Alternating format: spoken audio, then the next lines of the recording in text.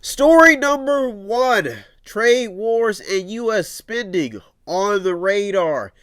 If you haven't noticed, the Dow plunged about 623 points this week. This was after Trump announced higher tariffs. So when you look at the trade war and you look at the way the United States is spending money, the analysts are starting to attack Trump on the economy. I don't care how much you can blame the media. The facts are that Trump's tariffs and this trade war with China is starting to hit the United States pocketbooks big, in a big way, and some analysts are fearing a recession. You saw a lot of media, or I would say conservative media or conservative radio talk show hosts, saying that the media is to blame. They're trying to somehow box Trump in with this recession talks, but a lot of analysts are sitting and waiting to see how Trump's economy, how his economic plans are going to affect us in the future, and a lot of them are predicting recession. You can see a lot of things happening. You see the things like the Fed chair. He says he's ready to help the economy grow amid trade tensions. So what you see happening in this story number one, where it talks about trade wars, U.S. spending, is the fact that people, workers, what you hear on the radio, conservative radio, or outside of the news outlets, you hear that workers are employers are thirsty for workers. They're looking for good employees, but they're saying that they can't find them.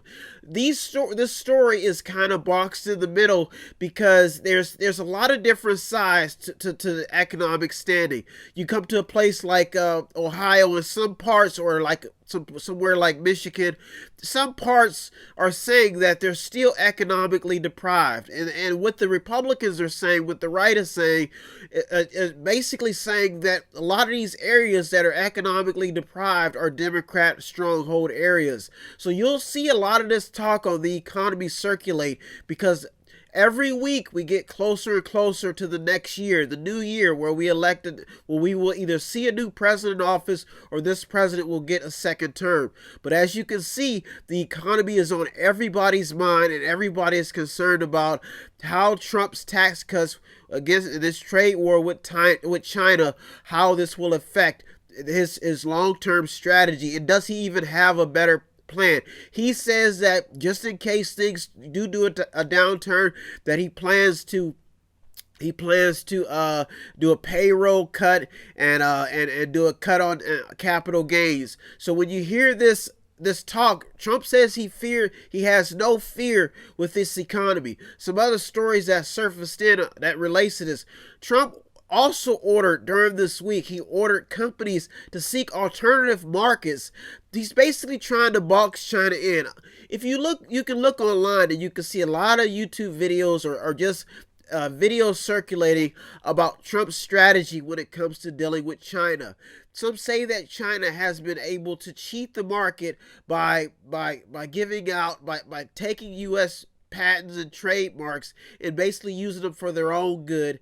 And just kind of, you can see there's two sides to this. Generic brands have always been on the market, but they're saying that China has taken the generic branding too far by stealing U.S. patent secrets. If you do your research, you'll find that to even do business in China, there are negotiations within their own business dealings that say that you have to be able to give out your trade secrets to be able to do. I mean, what can you expect when companies get cheap labor? And that's why this story number one has a lot of is brewing up, and it could develop in the upcoming weeks, because trade wars and U.S. spending are on the radar. And when Trump orders companies, he's saying that it's telling them to block fentanyl shipments and stop doing business, find alternative companies to do business with. This is concerning a lot of business owners and a lot of economists, and especially a lot of people who have done business with China for years to be able to maintain a profit. China retaliates against U.S. tariffs. with a 75 billion. They retaliated with taxes up to 75 billion on American goods. So this story is gaining a lot of steam because of how it did when you're talking about people's money. This is the world's money, and some people do not like Trump's strategy. They're saying that he's a bit too aggressive. He needs to approach this from a realistic standpoint. The fact that employers need cheap labor. They need that cheap labor overseas. There's no way the United States citizens are going to work this hard. And there's a story that surfaced in this week in the top 8 that has a lot to do with even making deals, how we can even be able to do this in our own economy. You'll see that in a story that surfaced in later on.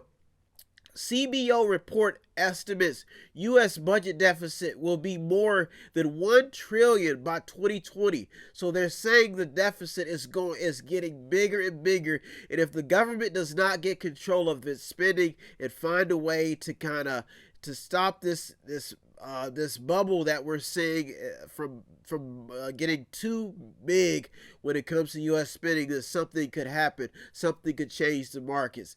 Newt Gingrich says that President Trump is willing to take economic risk to deal with China. He has already taken economic risk. You can see it's hitting the farming sector, the retail sector. Some people say the economy is booming. Some people say we're still boxed in with these China trade deals. But you will see this story gain some steam during the week. It's still, I would say, probably, as you'll probably see, if there's any strategy or any tactic by the opposing party, they have to look at this. They have to look at this from a realistic standpoint. Is attacking China at this particular time in U.S. history, is it going to do anything for the reality of what we face here, which is the world needs money, and the fact that money is drying up? Was this the right time to attack China, or is it too late in the game? Another story that surfaced in: U.S. formally approves 8 billion fighter jet sale to Taiwan. So you can see the government is trying to find extra ways to make money by either selling ships, selling fighter jets. So they're trying to find, but the thing is that, has this president spending got out of hand, and will continuously cutting things like cutting taxes, or will giving more money to corporations, to the wealthy, or will giving them breaks stimulate the economy? Will that help? You got to think, you cut about $3,000 worth of taxes to a corporation. That's each employee. That amounts to some big spending at the end of the year that they could use to kind of hire more employees. Some people say this strategy isn't going to work, but who knows? And a last story that surfaced in: Trump's rating on the economy is starting to take a downturn. As I mentioned, his risk taking, his ability to his aggressive stance on China, and the fact that he's bringing up things that a lot of people knew about, and he's actually taking action. Those are some of that's the credit that you can give this president, is that he is trying to take action on the U.S. economy and trying to. I guess he's looking at the long term when it comes to strategizing against China, which they say has been manipulating their currency and has been basically spreading across the globe with building islands and building up their military. So and on top of that, they've given their ruler of the communist regime, they've given him a lifelong